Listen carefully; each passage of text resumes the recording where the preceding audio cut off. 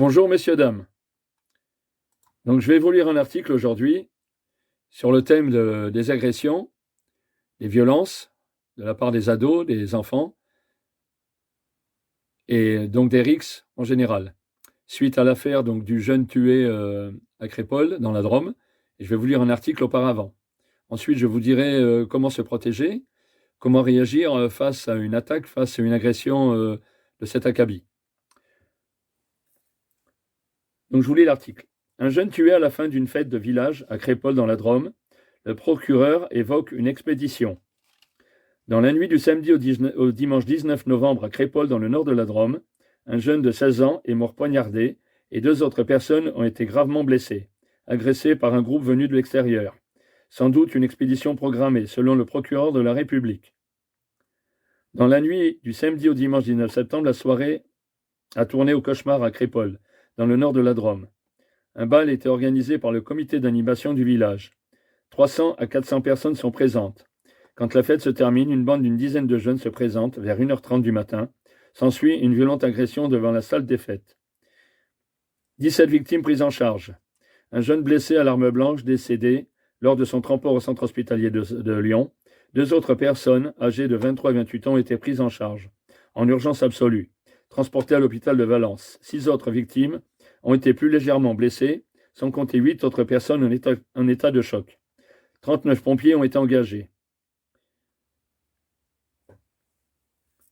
Donc vous voyez, les gens sont sortis cette soirée-là, donc le samedi 19, dans la nuit de samedi à dimanche. Ils allaient s'amuser, ils allaient danser, et tout d'un coup, une bande, donc dictée par la violence, l'agressivité, certainement avec une intention de faire mal, de blesser, sont venus avec donc des armes cachées bien sûr sur eux, pour attaquer des gens qui étaient là sans savoir ce qui allait leur arriver. Donc ce qui est très important, c'est que le doute, il n'y avait aucun doute, les gens venaient là pour s'amuser, ils étaient loin d'imaginer ce qui allait arriver ou ce qui allait leur arriver. C'était juste pour vous dire que c'est incroyable, parce que ils allaient sur une fête, et ils étaient loin de penser, mais très loin de penser, de la situation qui allait dégénérer. Je continue mon article. Les habitants parlent d'un groupe venu du quartier de la Monnaie, à Romans-sur-Isère, pas de confirmation officielle, et le procureur de la République, Laurent de Guigny, souligne ce dimanche après-midi que les premiers éléments recueillis peuvent laisser penser que l'expédition à Crépol a été programmée. L'enquête est ouverte pour homicide volontaire et tentative d'homicide en bande organisée. Quelles sont les raisons de cette attaque? Avait-il volonté de tuer? Ce jeune décédé et d'autres jeunes du village, c'est la section de recherche de la gendarmerie de Grenoble qui a été chargée de l'enquête. Sidération dans le village. Bien évidemment, quelle surprise, comme je vous l'ai dit précédemment. C'est des gens qui allaient pour s'amuser et se retrouvent, on peut dire, au milieu d'une guerre. Même si ce n'est pas une guerre, c'est une guerre. Parce que l'agressivité et la violence telle qu'elle s'est perpétrée dans ce bal, dans cette fête, c'est pour les gens qui étaient là, ça a dû être l'horreur. Loin de s'imaginer ce qui allait leur arriver. Je continue donc l'article, je vous le lis, je continue. C'est la sidération ce dimanche dans les communes de 550 habitants. La maire de Crépol, Martine Lagu, est sous le choc. Je me sens déprimé car ce n'est pas normal qu'il se passe des choses comme ça dans nos petits villages ruraux. C'est un drame que nous vivons, notre village est bien affecté par cet événement. C'est de la violence gratuite. Ça a été très brutal et très violent. La victime Thomas, qui habitait avec sa famille sur le village voisin de Chalon, jouait au rugby au RCRP. Que dire face à la barbarie et à la tragédie qui nous touche, écrit le club de Romans Bourg-de-Péage sur sa page Facebook. Les joueurs ont décidé d'honorer la mémoire du jeune Dromois avec 1 minute de silence avec les rencontres ce dimanche après-midi. Voilà, donc je vous dis que c'est quand même incroyable. Vous voyez, le monde rural, un petit village, et tout d'un coup, un champ de guerre. C'est quand même quelque chose d'époustouflant. Même moi, je suis en colère, je ne comprends pas, malgré les activités de police et d'agents de sécurité privée que j'ai effectuées, qui aurait cru qu'un petit village dans le monde rural aurait été attaqué par une bande de plusieurs adolescents armés, avec bien sûr des couteaux, puisqu'il y a eu un décès par arme blanche.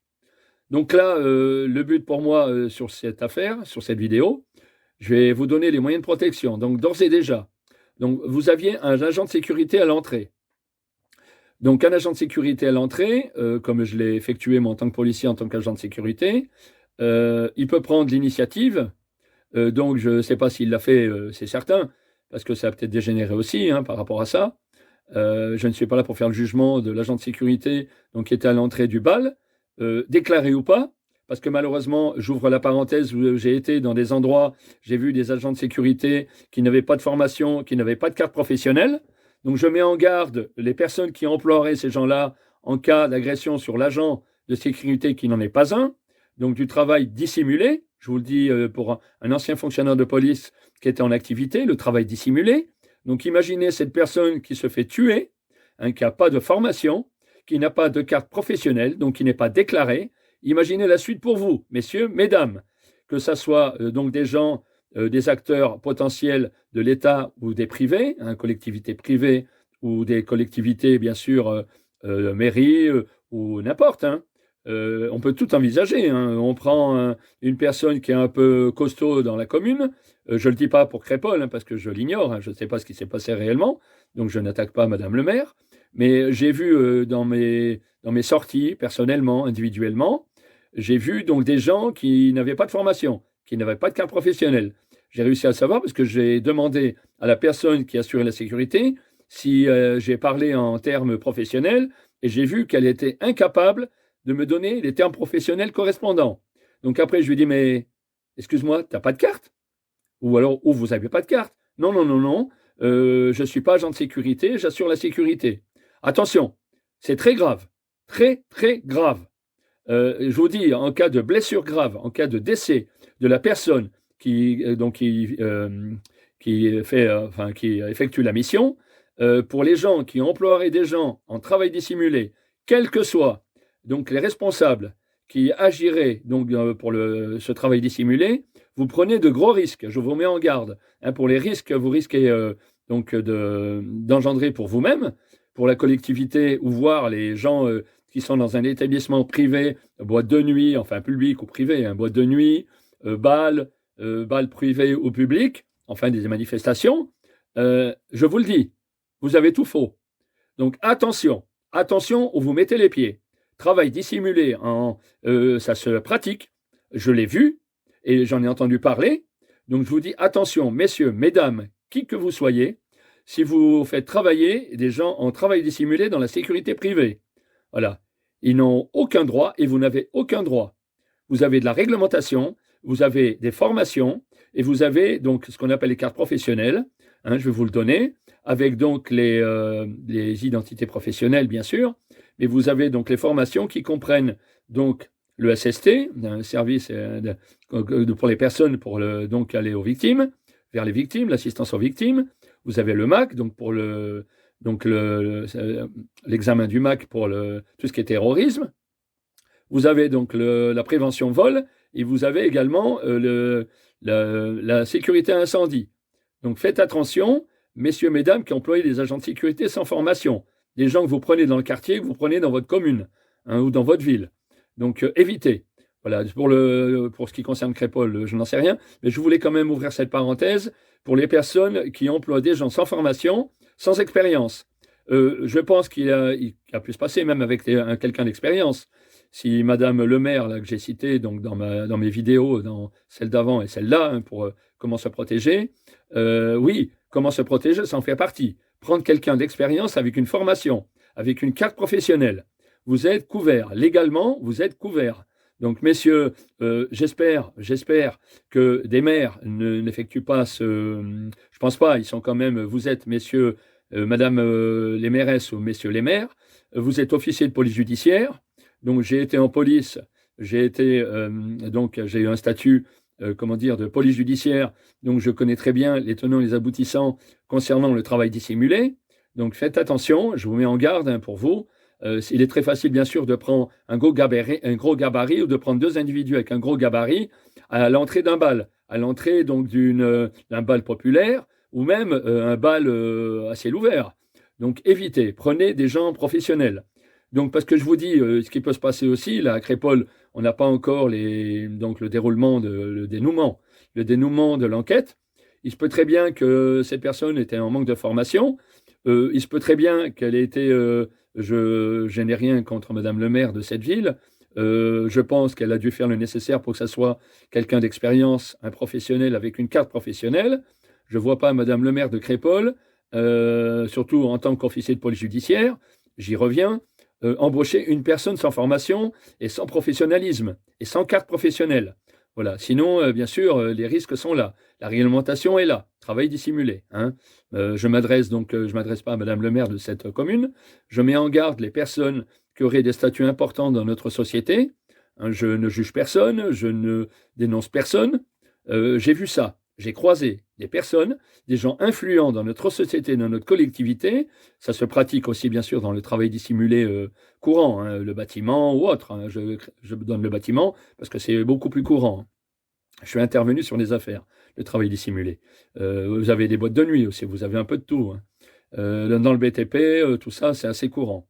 Mais je vous dis, je reviens à la forme, de grands gabarits. On prend 2 grands gabarits, on les met à l'entrée d'une salle ou à l'entrée d'un site pour assurer la protection, même les manifestations. Attention, attention, vous mettez des gens sur un parking sans formation, sans carte d'agent de sécurité. Il peut se faire renverser par une voiture. Il n'a pas la profession, il n'a pas la carte de professionnel. Attention à ça. J'ai été récemment encore sur un site de manifestation de spectacle. J'ai vu des gens ils avaient les chasubles, ils avaient tout ça, ils avaient des éléments, des équipements de sécurité. Il y en a qui n'en avaient pas. Donc déjà, c'est pas normal. Je ne cite personne. J'ai été récemment sur un site.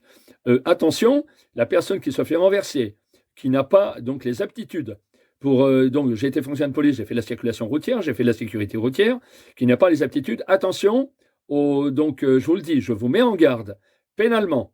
Hein, pour les retours pénals sur la réglementation, je m'adresse toujours donc aux responsables en général des manifestations, des bals ou des fêtes. Attention, une personne qui se fait renverser, vous risquez d'avoir les retours, donc les sanctions pénales, les sanctions pour ceux qui n'ont pas les compétences professionnelles, donc les retours bien sûr sur le travail dissimulé, et vous avez aussi les familles. Donc les recours de familles, les constitutions de partie civile et compagnie, des familles, de l'entourage, des amis, en général c'est familiaux bien sûr, hein, les recours, faites attention. Donc voilà, donc là, il peut très bien se passer à l'entrée d'une manifestation, qu'un agent de sécurité est pris à partie, qu'il les refuse d'entrer parce qu'il sent qu'il y a une problématique sur la sécurité de l'intérieur de la salle, de l'intérieur du site, hein, si c'est à ciel ouvert, il les refuse, et bien sûr, il y a une agressivité, une violence qui commence à s'établir de la part des individus qui sont refusés. C'est connu dans les boîtes de nuit. Hein. Il y a des agents de sécurité qui refusent telle ou telle personne, bien sûr sans discrimination de quoi que ce soit, hein, que ce soit l'ethnie, la religion ou l'habillement, hein, on est bien d'accord. Hein. Religion, tout ce qui est discrimination ou couleur. Hein. Attention à ça. Messieurs les agents de sécurité dans les boîtes de nuit, faites très attention à ça, la discrimination. Vous pouvez avoir des recours pénaux, des victimes qui sont refusées à l'entrée d'un établissement. Messieurs, les chefs d'établissement, je vous le dis aussi. Donc attention à tout ça. Il y a une réglementation stricte pour les rassemblements, que ce soit les manifestations, les balles ou quoi que ce soit. Hein. Je ne vais pas vous la donner là, mais vous la connaissez très bien. Si vous avez une manifestation à l'intérieur de votre commune, à l'intérieur d'un établissement, ou même une manifestation à ciel ouvert, vous devez connaître la réglementation et vous la connaissez. Voilà, je ne reviens pas là-dessus trop longtemps, parce que sinon j'aurai un grand discours, parce que la réglementation, elle est vaste, mais vous devez la connaître. Moi, je la connais, personnellement. C'est pour ça que je vous en parle.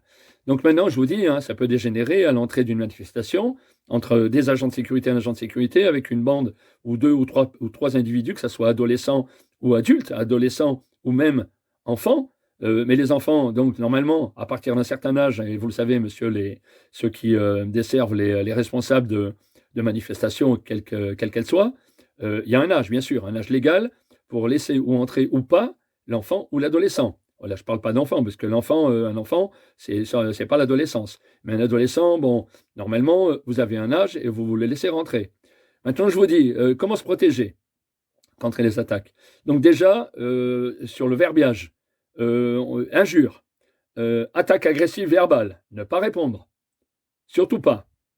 S'entourer de personnes autour de soi, ne pas appeler 50 individus autour de vous, parce que ça crée justement un conflit. Il va chercher les petits copains, je vais chercher les petits copains. Donc, et aussi les petits copains sont déjà là, ça va monter dans l'agressivité des agresseurs, ça va faire monter donc la colère. Vous allez chercher du renfort. Ça veut dire que vous êtes prêt au combat. Ça veut dire que vous montrez une image que vous allez combattre, vous allez faire la guerre. Donc surtout pas. Si vous êtes deux, c'est déjà très bien. Après, arrivez à gérer, je vous dis, formulez vos phrases, réfléchissez, ne soyez pas agressif, prenez donc une parole assez tendre, je dirais presque affective, hein, avec douceur, avec colère, pas avec agressivité, calmement, dans le calme, bien sûr, dans la sérénité. Et je vous dis, c'est au dernier moment, vous appelez des renforts si ça dégénère du côté agresseur. Mais je vous dis, ne faites pas les erreurs que beaucoup de commettent, d'appeler, si vous êtes agent de sécurité, d'appeler vos collègues de travail hein, pour former un groupe plus important, alors que pour le moment, il n'y a rien eu. Hein, même s'il y a une agressivité verbale, essayez de gérer verbalement, je vous dis, avec sérénité, avec calme et douceur. Voilà, trouvez les mots, essayez d'aller vers eux, de leur dire, je ne sais pas, je vous donne un exemple. Hein. Les gars, moi je vous dis, voilà, j'ai affaire à toutes sortes de religions, donc je vous donne un exemple. Les gars, aujourd'hui c'est le ramadan, respectez le ramadan, vous voyez, je vous dis, je vous donne une forme. Ça a marché. Respectez le ramadan, on est en plein ramadan. Bon, là c'était des gens de confession musulmane, ça aurait pu être des gens de religion chrétienne ou de confession juive. Ce jour-là, c'était, oui, je vous donne un exemple. Confession musulmane, respectez le ramadan, les gars, soyez sages.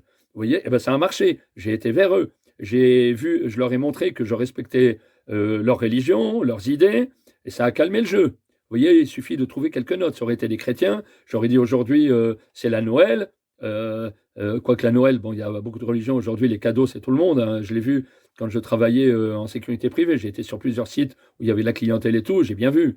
Beaucoup de gens fêtent la Noël. Il n'y a pas de différence religieuse. La Noël, c'est les cadeaux. Donc les cadeaux, on fait cadeau à sa femme, on fait cadeau à son enfant, pour que tout le monde soit sur le même plan. C'est très bien, c'est magnifique. C'est peut-être une des fêtes qui réunit tout le monde, que ce soit toutes les tendances religieuses, ethniques, ou même la couleur, la race. On est bien d'accord. Donc je vous dis, ça aurait pu être même des gens de confession juive. J'aurais dit aujourd'hui, c'est le grand pardon, respectez-le, n'allez pas être coléreux, être agressif envers les gens qui sont autour de vous, ou ce que vous voulez obtenir. Faites ça dans le calme, s'il vous plaît. Ou alors, il m'arrivait de faire vous voyez, d'aller, sans parler. Chut, calmez-vous, monsieur, madame. Vous voyez, les mots, je vous donne des exemples. Donc surtout, ne pas montrer de l'agressivité vers l'agressivité. Voilà. Si vous faites la guerre, vous avez un tranchant face de vous, vous allez sortir un tranchant, ça ne va jamais finir. Hein, vous avez un proverbe qui dit celui qui combattra par le glaive périra par le glaive. Hein, c'est une phrase très connue. Donc je vous dis, surtout, restez calme, ne pas appeler des individus. Si jamais ça commence à être agressif, une agressivité physique, moi j'ai pour habitude, je me défends, bien sûr, je me suis défendu. Quand on m'a attaqué, ça a été rarissime parce que j'ai réussi à gérer les conflits. Et je dis merci à la vie que j'ai eue, aux conflits que j'ai eus, qui se sont générés autour de moi et qui m'ont appris à régler les conflits, les problèmes, la problématique. Donc je vous dis, j'ai eu plus tendance, après par la suite, en prenant de l'âge, à mettre mes bras, en travers pour justement faire une barrière avec mon corps. Donc vous voyez, j'ai pris de gros risques. J'ai pas donné de coups. Ben, du coup, j'ai pu calmer le jeu. Parce que si j'avais des fois des collègues en sécurité privée, en police, beaucoup moins, parce que nous sommes là pour assurer la sécurité des biens des personnes, en police, en agent de sécurité, bon, il y a moins de formation sur le temps, sur l'expérience, sur l'école de police, il y a une formation qui est beaucoup plus longue, beaucoup plus dure, il y a plus d'expérimentation. Quand vous êtes gendarme, policier ou militaire, la formation est beaucoup plus grande. Donc, agent de sécurité, je ne dis pas que j'ai été agent de sécurité, mais j'ai fait moins de formation. Mais j'avais quand même, il y avait l'âge, il y avait donc mes antécédents professionnels, j'avais quand même pas mal d'acuité, de potentiel, professionnel. Je ne veux pas en venir là-dessus, hein, je ne veux pas dire que je suis le meilleur non plus, mais je vous dis, j'avais quand même du potentiel. Mais je vous dis, le calme, avec son corps, voire faire un rempart. Après, vous risquez de prendre des coups, hein, j'en étais conscient. Mais j'ai pas donné de coups, ben, j'en ai pas reçu, parce que j'en ai pas donné. Donc j'ai vite prendre conscience la première fois quand j'ai fait ça, j'ai réussi à calmer les conflits, j'ai dit, ah, j'allais vers eux, je parlais en même temps, je me mettais en travers quand il y avait des conflits avec mes collègues, en sécurité privée surtout, parce qu'en uniforme, on s'est fait attaquer, c'est arrivé. Je disais à mes collègues de travail, puisque j'avais plus d'expérience sur les années et de l'expérience aussi sur la formation, hein. Je disais à mes collègues, quand j'ai commencé à gérer une équipe, je disais, les gars, rangez vos tonfas. Les tonfas, c'est la police, hein. Vous savez, c'est les moyens individuels de défense, hein. C'est comme une matraque, hein, avec une poignée latérale.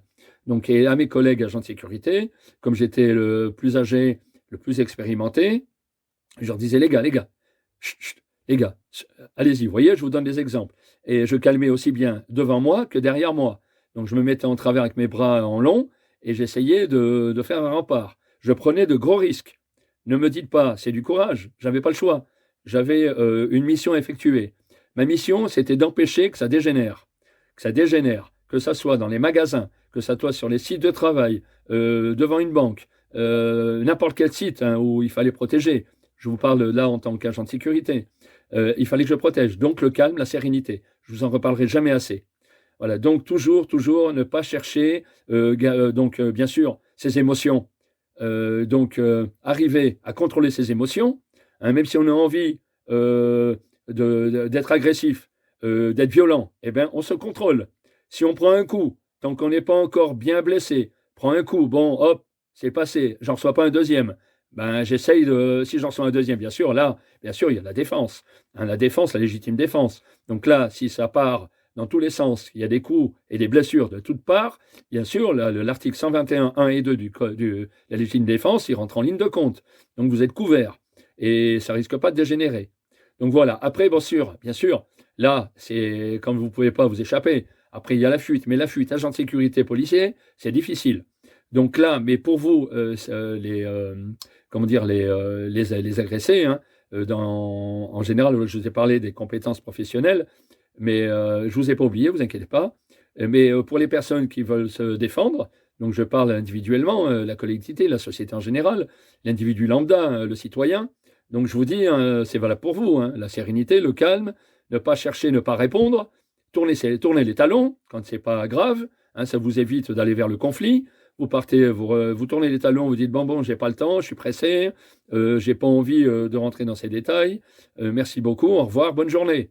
Voilà, c'est ce que j'ai dit moi quand j'étais bien sûr le citoyen lambda, hein, j'ai évité. Alors quelquefois, je faisais usage aussi de ma témérité, bien sûr, mais attention, il faut savoir gérer, il faut avoir l'expérience, il faut savoir gérer, contrôler ses émotions. Attention, ou des fois je mettais carrément en garde, j'étais sûr avec l'individu que j'avais en face, l'adolescent que j'avais en face, quand j'étais adulte, bien sûr, hein, parce que je vous parle en tant qu'adulte aujourd'hui, donc je vous donne le retour d'expérience que vous ayez le moyen de vous protéger. Je savais que j'avais le dessus, mais il faut en être sûr. Il faut avoir de l'expérience, de la formation. Je vous parle de formation parce que j'avais aussi les compétences professionnelles. Donc j'étais sur mon terrain, quelque part. Alors il faut éviter de fixer aussi, avec le regard. Vous avez des adolescents, malheureusement, ils ont un gros problème psychologique, hein, je le dis, il ne faut pas avoir peur de le dire. Hein, ils ont eu de la souffrance, ils ont été mis en souffrance par leur famille, leur précarité, les quartiers, les cités. Il ne faut pas avoir peur d'en parler. Moi, j'en ai pas peur, puisque j'ai été confronté au problème. Et vous les regardez un peu fixement, pour eux, vous les regardez de travers, vous les provoquez. Un peu comme un animal, vous voyez, ils ont le même instinct animal. Un animal que vous provoquez va vous attaquer, ou entre animal, il se jauge par le regard. Ben, c'est exactement la même chose. Voilà, donc ne pas fixer, tourner la tête, ça ne veut pas dire être faible, ça ne veut pas dire s'effacer, ça ne veut pas dire j'ai peur. Voilà, il faut savoir gérer ses émotions, gérer son regard, et surtout, bien sûr, ben, la fuite. Hein. Si vous êtes citoyen lambda, vous prenez la fuite. Si vous pouvez pas, donc, si vous voyez que ça commence à dégénérer verbalement, ou vous voyez qu'ils vous frappent, ils sont plusieurs, la fuite. Si vous êtes dans une salle, vous n'avez pas moyen de fuite, vous faites aider par les groupes qui sont autour de vous. Mais ça dégénère, c'est bagarre générale, c'est pas le but. Donc je vous dis, attention, les conflits, sérénité, calme. Ne pas appeler donc des individus supplémentaires autour de vous. Ça veut dire que vous savez gérer le conflit, ça veut dire que vous ne voulez pas chercher la bagarre, ou les conflits, ou l'agressivité, l'agression, ou la violence. Si vous êtes seul, que vous appelez quelqu'un, ça veut dire on est prêt au combat. Vous êtes beaucoup, je suis tout seul, j'appelle des copains pour m'aider. C'est pas une évidence. Je vous dis franchement. Tandis que si vous restez seul, bien sûr, au bout d'un moment, vous criez « Aïe, j'ai mal », vous criez, bien sûr, vous criez, on vous attaque. Donc là, bien sûr, s'il y a des individus qui arrivent, qui ont du courage et qui viennent vous aider, ce n'est pas toujours le cas, mais vous avez des gens courageux dans notre société, vous en avez plus que vous ne le croyez, je critique personne. J'aurais tendance à dire qu'on n'est pas tous égaux devant le courage ou devant la volonté d'aller aider les personnes. C'est faux. C'est faux, c'est une question, je vous dis, de se prendre en charge, de dire voilà, on attaque quelqu'un, je vais l'aider. Ça s'appelle la solidarité humaine ou sociale. Donc, il faut aider. Si quelqu'un est attaqué, allez-y. Après, je ne vous dis pas, s'ils ont des couteaux en face, un mort, ça fait 2 morts. Mais je vous dis quand même, si vous êtes dans la possibilité d'aider ou d'appeler au secours, d'appeler, donc bien sûr, de l'aide, le téléphone, on y revient, le téléphone portable. Donc attention, n'allez pas votre mis en danger. C'est comme celui qui ne sait pas nager, qui va essayer de sauver. C'est magnifique. L'idée par elle-même, elle est belle. Mais non, ce n'est pas le but. Je l'ai appris en secourisme. J'ai eu des formations en secourisme, en assistance aux victimes. Je vous dis, j'en ai fait des formations. On m'a toujours dit, quelqu'un qui n'a pas les compétences, qui n'a pas les acuités physiques pour aller sauver quelqu'un qui est en train de se noyer, ça fait, au lieu d'un mort, ça fait 2 morts. Donc, ce n'est pas le but. Donc, je vous dis, vous avez le téléphone portable, vous appelez à une assistance, police, gendarmerie, le 17, si vous êtes sur une couverture, donc une couverture téléphonique, 17, police, gendarmerie, ou vous appelez au secours, vous criez. Donc là, bien sûr, c'est vraiment le dernier délai. C'est vraiment la fin de la communication. Et là, on n'est plus dans l'émotionnel, on n'est plus dans les communications, on n'est plus dans la gestion des conflits, savoir gérer. La gestion des conflits, c'est fini, là. Et je vous dis, protégez-vous par la sérénité, le calme au départ. Et puis quand ça dégénère vraiment, qu'il n'y a plus rien à faire, les appels au secours, le téléphone, vous courez, en même temps vous appelez. Ou vous enfermez dans une pièce, vous appelez si vous êtes seul. Si vous êtes en groupe, vous enfermez dans une salle, s'il y a plusieurs salles, vous fermez, et le groupe agresseur, il va taper dans les portes, il va essayer de tout casser. Voilà, c'est vous l'agressé au départ. Donc il ne va pas laisser s'en prendre à d'autres personnes si les personnes ne sont pas avec vous. Voilà, il va continuer à agresser les personnes avec qui il est en conflit ou qu'il était en conflit. Donc je vous dis, vous avez plusieurs possibilités. Après, répondre avec des armes par des armes, ça je parle pour les violences entre bandes rivales. Non, ce n'est pas une solution. Si vous êtes entre bandes rivales, si vous êtes, on va dire, allez, dans la moyenne délinquance ou la petite délinquance, messieurs les délinquants, appelez la police, la gendarmerie, même s'ils vont sourire quand ils vont arriver. J'ai vu ça, ce qui est un peu logique. Demain, vous êtes au commissariat, messieurs les agresseurs, et là, aujourd'hui, vous avez besoin de la police, de la gendarmerie. Ça va les faire sourire, ceux qui interviennent. On est bien d'accord. Mais appelez, pas répondre les armes par les armes. Là, je m'adresse aux agressés, je veux dire au conflit de bandes rivales. Voilà, ça évite un enfant ou un ado qui décède, ça évite des blessures graves. Moi, j'ai vu sur les bandes rivales un adolescent qui est devenu adulte. L'adolescent, il est passé dans le fauteuil roulant. Voilà, pour une histoire de bande rivale. Et attendez, ils n'avaient pas des armes. Je vous parle d'une histoire vécue en région parisienne. Ils ont fait ça en voiture. Donc la bande rivale, il y avait un chauffeur au volant. Il a percuté volontairement donc un des agresseurs de la bande rivale. Et celui qui est passé sous les roues de la voiture, il a fini en chaise roulante. C'était un gros trafiquant, mais il a fini en chaise roulante. Il continuait, d'ailleurs, on l'a surpris, il continuait à trafiquer, je sais que ça va faire sourire certains, il continuait à trafiquer donc avec les stupéfiants en fauteuil roulant, en pensant peut-être qu'on n'allait pas s'en apercevoir, puisque j'étais donc fonctionnaire de police à l'époque, ou qu'il allait éteindre la méfiance, la vigilance des fonctionnaires de police, ou des intervenants, des acteurs de la société, pour la prévention ou contre la délinquance, la dissuasion. Mais non. Parce que on l'avait connu invalide, la collectivité se doutait bien, et nous-mêmes, policiers, on se doutait bien qu'il allait continuer son trafic. Surtout, on était handicapés, il avait tout le temps. Donc voilà, je vous ai donné pas mal d'informations. Je vous dis, s'enfermer, la fuite, les appels au secours, et donc le téléphone, vers les différents acteurs de la défense nationale, la police, la gendarmerie, pour la sûreté nationale et la sécurité, donc de tous. s'enfermer dans une pièce, s'aider avec des autres personnes, et s'ils sont armés, bien sûr, eh ben, la fuite ou l'enfermement. Vous enfermez dans une pièce et vous mettez des meubles contre, s'il n'y a pas de clé, ben, vous mettez le poids de toutes les personnes contre la porte. Ça se voit au cinéma, ça se voit dans des reportages, ça se voit. C'est même la logique même de la survie. Donc voilà, et vous attendez qu'il y ait du secours. Si vous êtes plusieurs, s'ils sont 10 en face, vous êtes 10, que vous vous enfermez dans une salle avec une porte, je pense que quand même, après, bon, ça va être...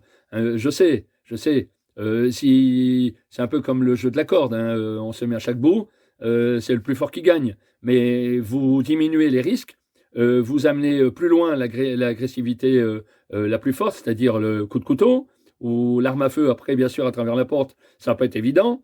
Là, je vous dis, c'est fuir. Fuir dans le sous-étang, se cacher. Bon, ça, on reste, attention, on n'est pas dans le terrorisme, on reste dans les violences lourdes, les grandes violences, la grande délinquance.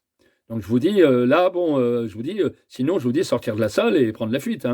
Et faire du zigzag en courant, vous cacher s'il y a, des arbres, ou il y a l'environnement naturel qui peut vous protéger, ou derrière des voitures, si vous êtes en milieu urbain, ou rentrer dans des immeubles, vous vous cachez. Il ne faut plus que les agresseurs vous voient. Donc c'est prendre la fuite et se cacher, et bien sûr ne pas être repéré. Voilà. Et appeler éventuellement, comme je vous dis, vous pouvez encore, vous le faites, il faut le faire, appeler par le 17, police, gendarmerie, et vous expliquer la situation. Je crois que j'ai fait le tour. Après, vous dire être invisible, c'est pas possible. Ça, c'est pour la petite parenthèse. Un humour qui me plaît pas, mais je le dis, ça veut dire prendre les mesures qui sont à votre, donc dans l'environnement, que vous pouvez prendre. Et donc, je vous dis, faut s'effacer. Donc, les agresseurs, ça va arrêter leur agressivité.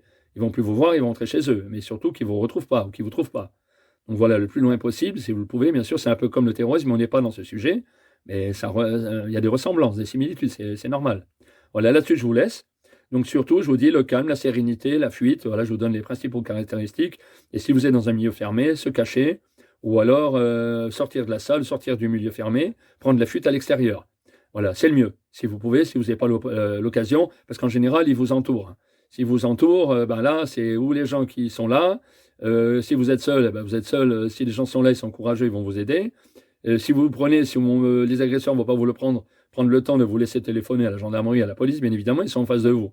Donc la fuite, aller rentrer dans une pièce, dans des WC fermés à double tour, si vous le pouvez. En général, dans les WC, ils vont essayer de quoi. Vous pouvez, parce qu'en général, c'est fermé. Il y a une fermeture de l'intérieur quand c'est pas cassé, c'est pas détérioré. C'est sûr qu'au bout d'un moment, la porte va peut-être céder, s'il y a un groupe important. Mais je vous dis, voilà, les WC, je vous donne des exemples. Il y en a peut-être d'autres. Voilà, ou en hauteur. Si vous savez grimper à hauteur d'une échelle, aller fermer la trappe derrière vous, aller sur un toit, vous savez, les toits terrasses. Voilà, je vous donne toutes les possibilités, je ne peux pas faire mieux.